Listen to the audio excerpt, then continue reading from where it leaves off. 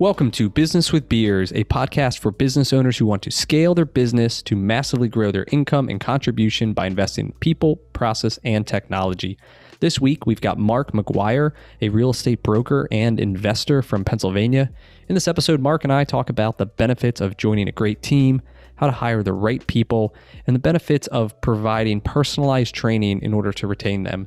And listen through to the end where we talk about the different styles of time management and the benefits to each. Welcome to the show, Mark. Hey, Brian. Thanks, man. Appreciate you having me on. Yeah, great. So this wouldn't be Business with Beers if I didn't ask you. We're sitting at a bar. What are we drinking? Oh, man.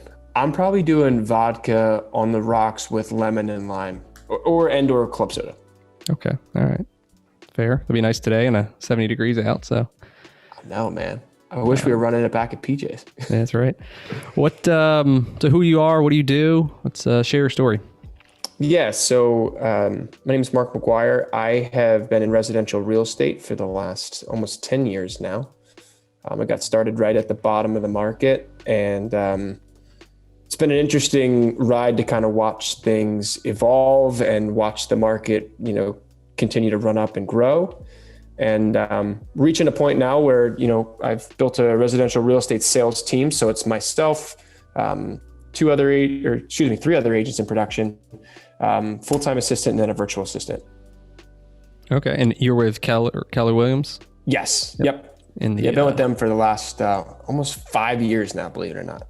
Okay. Why'd you choose them versus other brands? Yeah, I think I tried every brand under the sun at the time. I think I did the tour of all brokerages available at the time. I was in a local mom and pop shop, then went to Berkshire Hathaway, then went to Remax, and then finally landed at Keller Williams. And I would say that what attracted me to Keller Williams was the thought of learning how to grow a team. It was expanding beyond just yourself, because at a certain point, your major constriction is time. You get to a point where my cat is going to continue to join the frame here. That's fine. You get to a certain point where you just can't go and, put any more hours in the day. We're all given 24, and you just reach a point where you can try and work harder, but you can't fabricate time.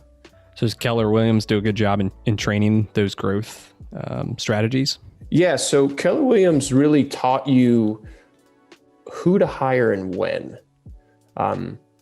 They give you the framework, I'm going to say. And what I've come to find, and I've looked at all sorts of, real estate teams, and I've, gone to conferences and gone to other teams locally and in other parts of the country to kind of learn about how they structure it.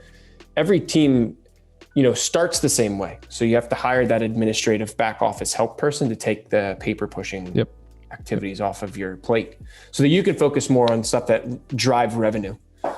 And Keller Williams, I think, did a really good job of setting that foundational framework of here's your first hire, here's your second hire, here's your third hire. And then once you get from there, then you build around your talent pool. Okay. So what does your first hire look like, or who is your first hire? How do you make that choice? Yeah. So my first hire was an administrative assistant. Okay. And, they have secretary, executive assistant, administrative assistant, office manager, call it whatever, title is irrelevant, much less relevant than the tasks that they perform. But basically they handled a lot of the paper pushing exercises. And in real estate, it's super paperwork heavy. So as much as we could get off of our plate on the paperwork side and the kind of communications, nominal email kind of thing, the more it freed me up to go find more business to perform. Okay. So what do you look for in an agent, or what's an agent maybe looking for you? Why would they join your team? Good question. So, it's interesting. The concept of real estate teams really became popular, I would say, in the early 2010s. And it's been around. The concept of real estate teams has been around since the 80s. But really, really few people were doing it because it was real estate is this egocentric, crazy, I'm the man business, which I guess that's business at a core. But when people join our team, the person that's joining our team is joining because they want to be in a culture of support, an environment where they're going to be trained, not just trained in a room full of 25, 30 people, or they're going to get very personalized help, personalized attention and strategies to move their own business forward, because every agent on my team is still their own independent business owner. Mm-hmm. So we give them, kind of the formula and the pathway to productivity and say, hey, look, rather than being, starting from scratch and then trying to bang your head on all these walls, let me just show you a better route so you don't have to bang your head on these walls here. And you can start being productive far sooner than I did. Okay. Yeah, because you're providing the support in terms of the administrative side of it, yep. Right? And you've got marketing leads coming in, and then they can really focus on sales, just like you did when you were by yourself, right? Because you've kind of turned that, there's decades into days, or however you want to say it, right? Yeah. So we give them, the administrative support. So when they come in, they have utility of our, assistant and our VA. Which helps with, contract preparations, just paperwork exercises, kind of helping them with what we call contract to close details. So once the property goes under contract, we have a transaction coordinator who basically takes over and does their thing. And they help to manage a lot of the dates and the deadlines and making sure that those things actually happen when they're supposed to. Yep. So, it takes off. A lot of people don't even know. And unfortunately in the real estate world, there's a lot more that goes into a transaction than what people realize. And, if you have a good agent working for you, you won't realize all that goes into it because it'll just happen and yep. No one will tell you about it. Usually the only time you find out that there's a problem or you find out that all these things happen is because they didn't happen for you. And now you're like, yep. Oh, wow, I didn't know that was a part of this. Yep. Kind of like everything else in the world. That's right. So you mentioned that you give them personalized training. What does that look like? Are you the one that does it? Do you have a company that you hire? Yeah. So, we've gone and hired some outside consultants. We've had, Tony Robbins, we brought some Tony Robbins coaches in the past. From an educational standpoint, it's myself and my partner, Phil Voorhees. And Phil has really been, I would say, the boots on the ground, really taking our agents through the nuts and bolts in the nitty gritty mm-hmm. On a transactional basis. So we'll kind of, as they come in, we'll show them how to, prepare contracts, show them what documents are necessary. We'll give them, all of our tools that we've created to, pre-qualify buyers and or sellers so that, when you show up to the appointment, you're sitting at the table in a position to win the business instead of going there, having a half guided conversation, but missing and omitting important details. We're there to give you the formula so that you can walk away with a signed contract and executable business. Okay. And that's for your, the nuts and bolts, your newer people, right? Who are maybe newer to real estate, being an agent. Yeah. What about your more seasoned guys? What kind of value are you delivering there? That's a really good question. I was just about to kind of touch on that. Everyone that we've really dealt with, we've kind of haven't really done a lot of real estate. Most of the people that have come in to work with us, they've gone and, they're kind of new. And so what's interesting about that is people who are new don't know what they don't know. Yep. People who, we have one person that we've hired that, closed a bunch of business before they joined us. And it's interesting because, when you join the team, your cut, if you will, of the commission is less than if you were to do it by yourself. But we're carrying all your overhead, carrying all of your costs. Your check to use a net check, it's not a gross check. Mm-hmm. So, a lot of seasoned agents have this whole roadblock mentally with splits. Mm-hmm. And so it's really about finding the right person that values the tools that you offer and the training and the resources and the knowledge. I mean, one of the gentlemen who's on our team, his name's John. John, came to us because he's like, hey, look, I want to be a part of a group that, has people who are knowledgeable, and, know how to navigate the tricky parts of transactional real estate, but not just that, but understand the investing component as well. Yep. So, not only do we train on how to do brokerage, but we train people on how to invest, how to evaluate opportunities in the investment space. And, that's a big value component for people who join our team, because it's not just like, hey, we're going to show you how to make money. We're going to show you how to make money while you're not spending time making it. Okay. To touch on two things here you said that I think were pretty good. Yeah, I heard this quote, I don't know, it was last week. It says, we don't train our people to be nice, but we hire nice people, right? And the similar idea, and even our business, for auto repair, where we can hire intelligent people who are nice and they can communicate, and then we can teach them the automotive side of it. And there's certain things you can't teach, just like, you said, you can teach them how to sell houses, the nuts and bolts, right? And how to do contracts, but you need somebody who's organized and who has drive, and, you take those skill sets and you can mold them into, a rock star. So. Yeah, it's interesting because, culture is such I would say an overused word right now, but 2 years ago, I had a team that was larger than where I was. I grew too big too fast, and it nearly brought the whole house down. And how big was it then? We had 2 full-time assistants in house. I had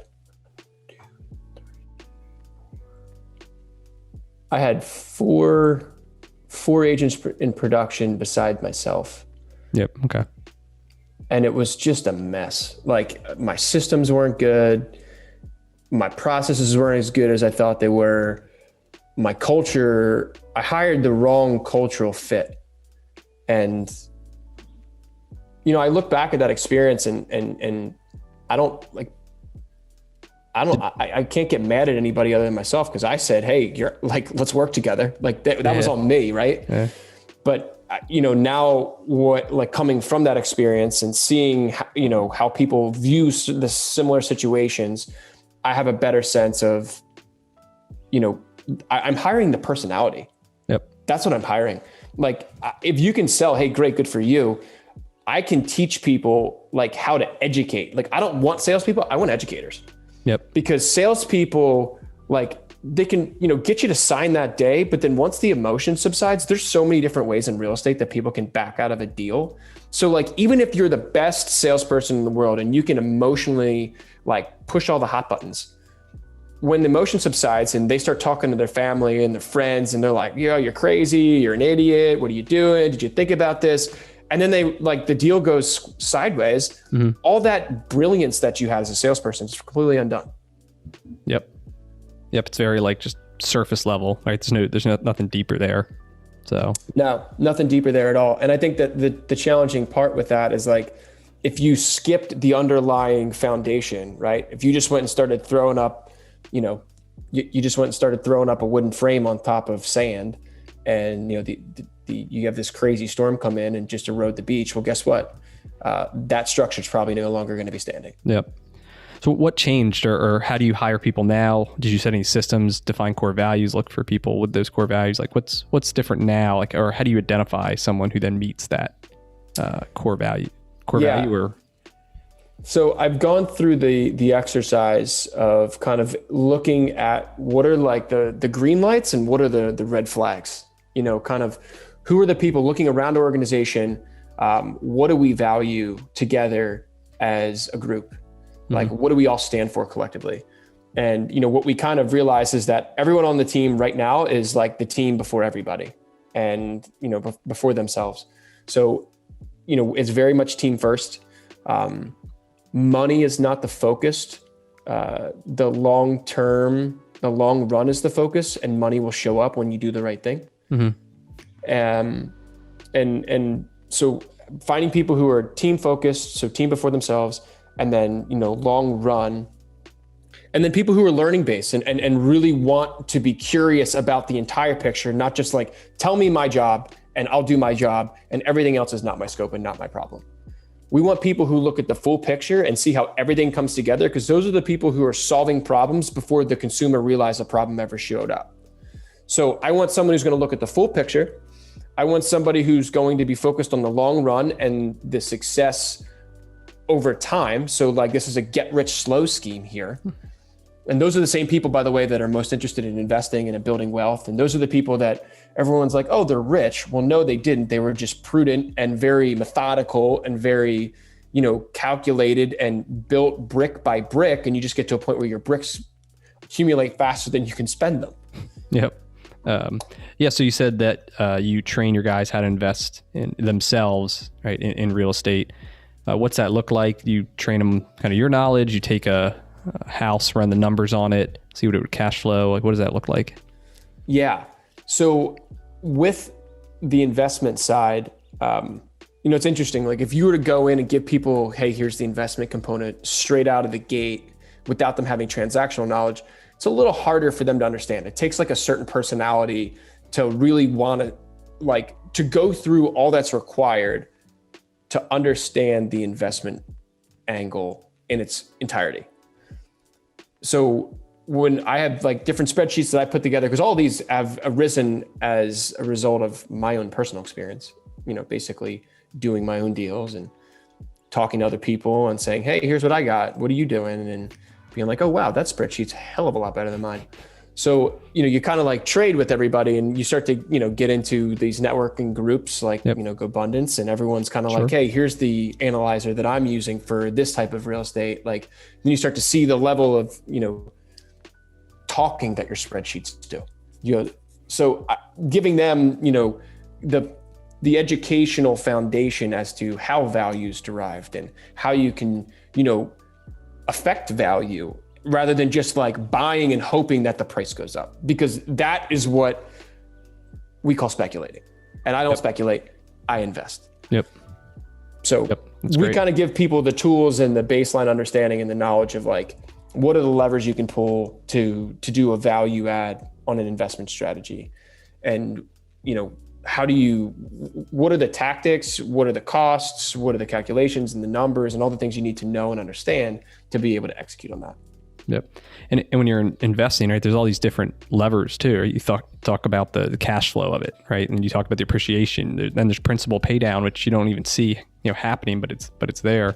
Cash out refinance, right? There's all these different things you can play with. So having a full scope of it, you got to. Otherwise, if it's just cash flow that you look at, or if it's just appreciation, you're missing out on the other components of it.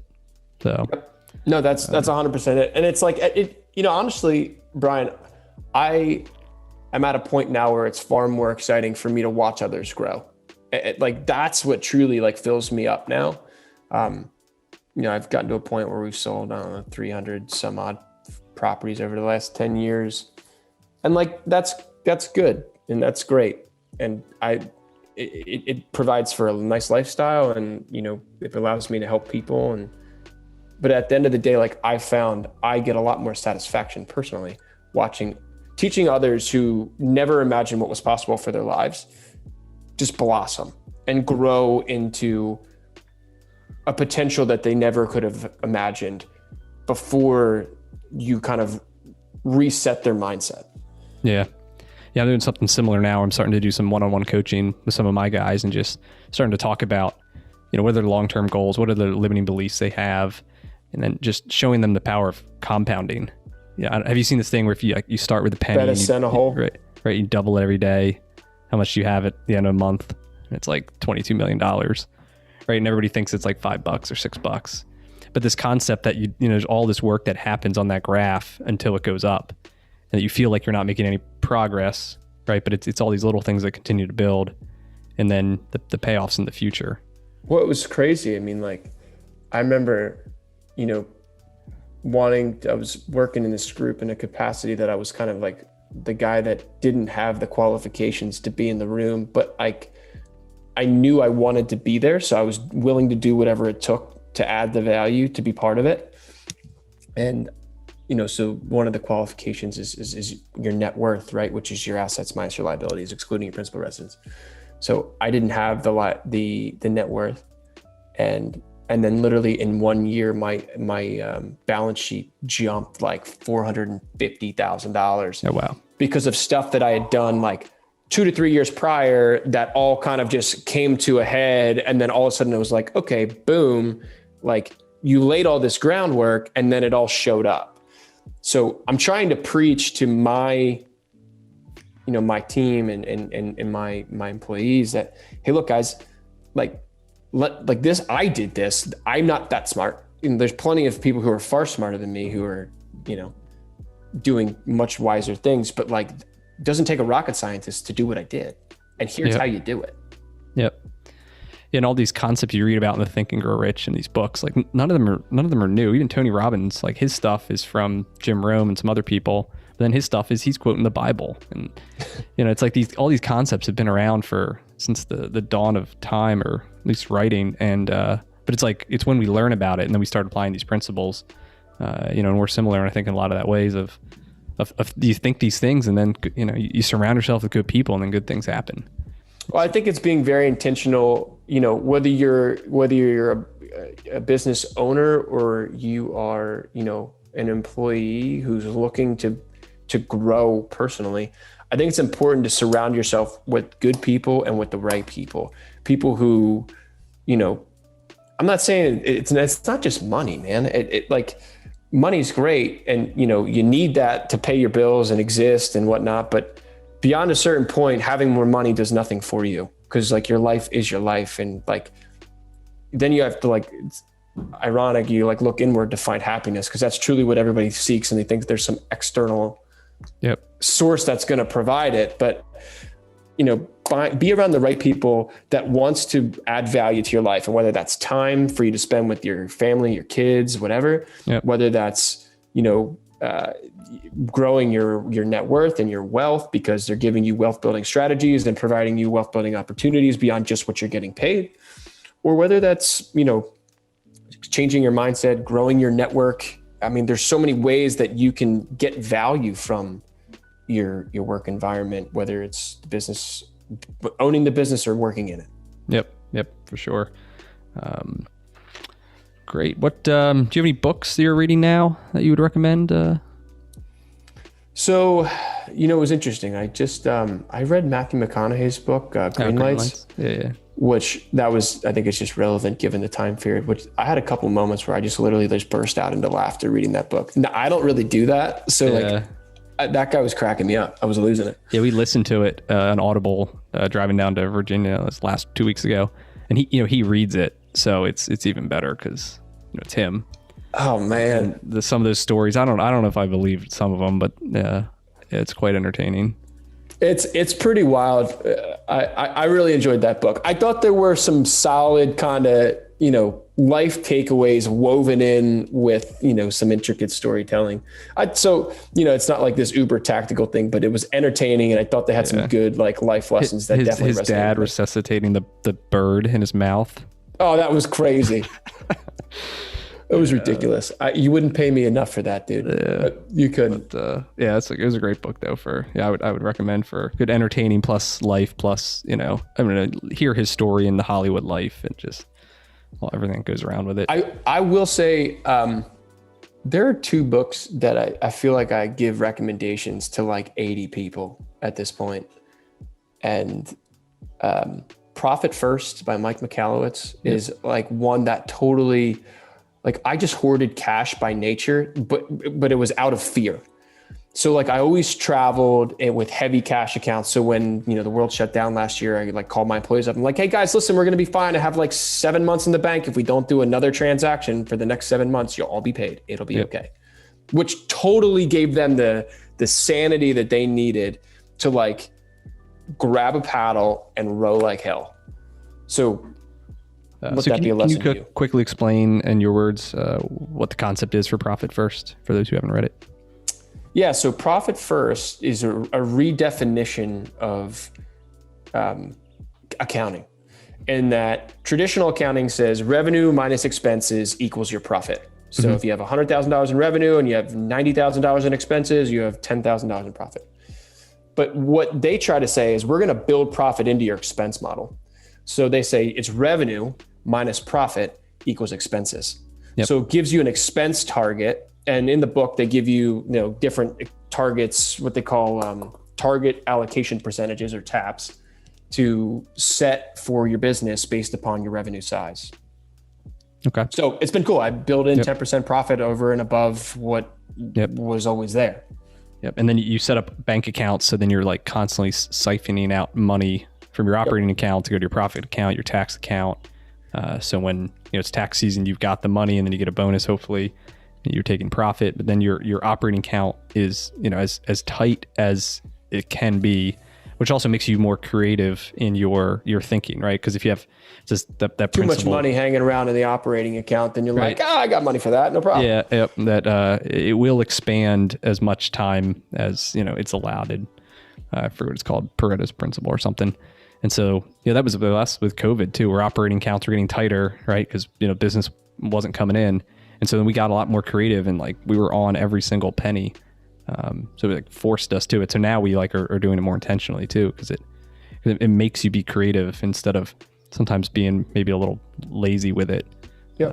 So anyway, great book, and something makes you think and stay on your feet. And yeah, no, I love that book. And then another book for me that really opened my eyes to a lot of things I couldn't quite articulate before was Rocket Fuel. Okay. That book was awesome. Gino Wickman is the author of that book. I haven't read that. I've read Traction. Oh, dude, if you haven't read that book, you can't unread it. Okay. Once you read it, and it's a quick read too. Is it? All right, I'll buy that one then. So there you go. You're the 81st person I've now recommended that book to. You're welcome. That's great. But people are like, well, did you gift it? I'm like, no, I don't really gift it. I'm just like, read this book and you'll thank me later. Spend $10 and invest in your life and you'll never look at things the same. So what role are you? The visionary or I'm the visionary. Yep. You know what's interesting? I'm a visionary, but I'm like this weird flex spot. But I think I flex, but I naturally lean visionary. But I can be integrator, so I can do the personnel part. I can do the I can get into the weeds, but it's tiresome for me to stay there.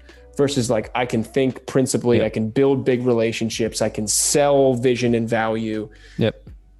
I naturally play there, but I find myself in a lot of ways being an integrator to people. So yeah, I'm the same. And years ago I was both, right? But there was things I just wasn't good at.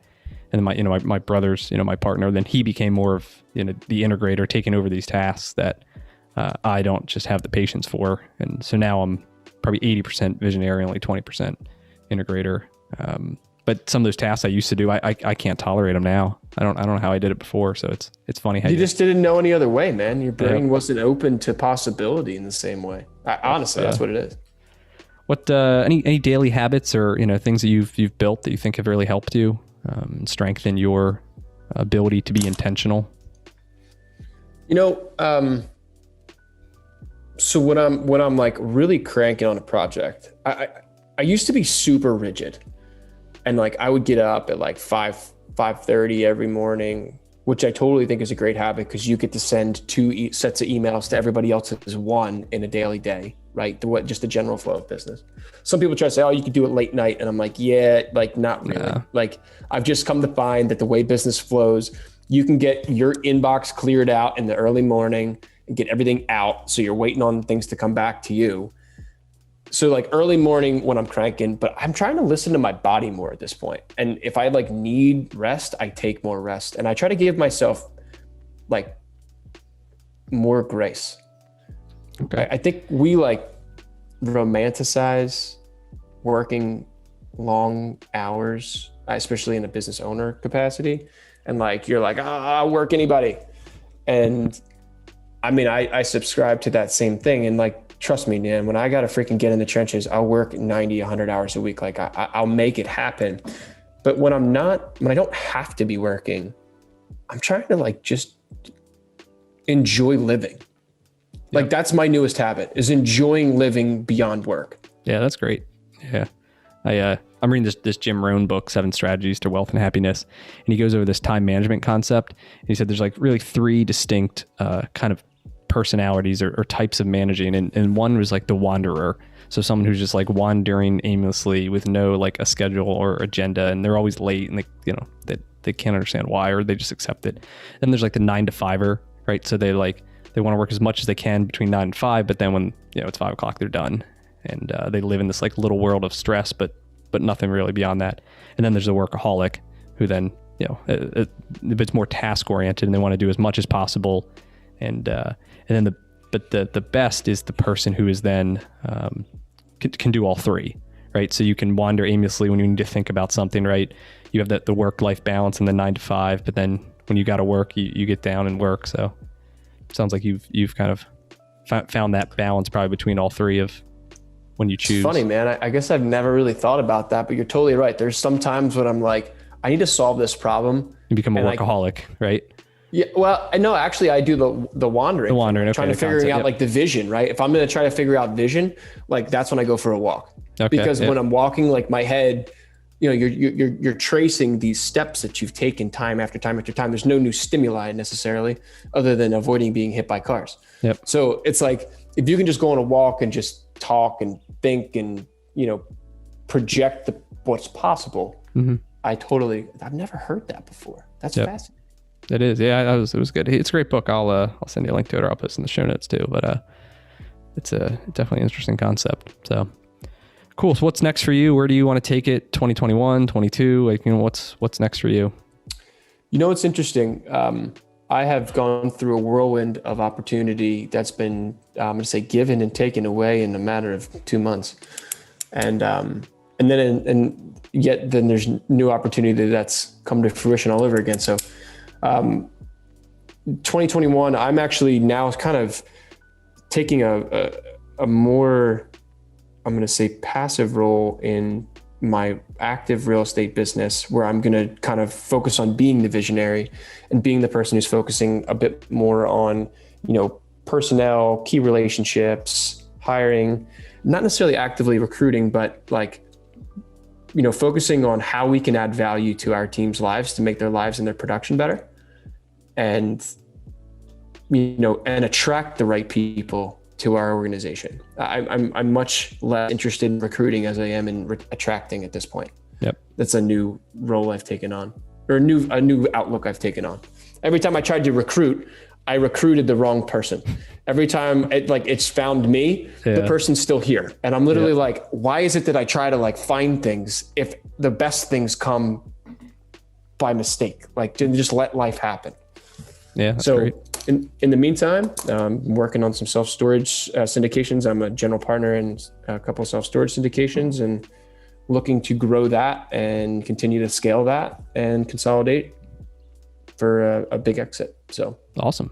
Fantastic. Where can listeners connect with you? Yep.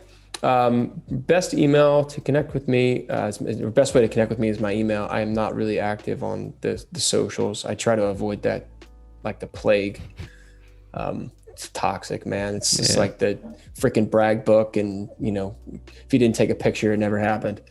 So best way to get to me is email. It's mark@movingbucksmont.com. And you can feel free, Brian, to put my email in the show notes too. Fantastic.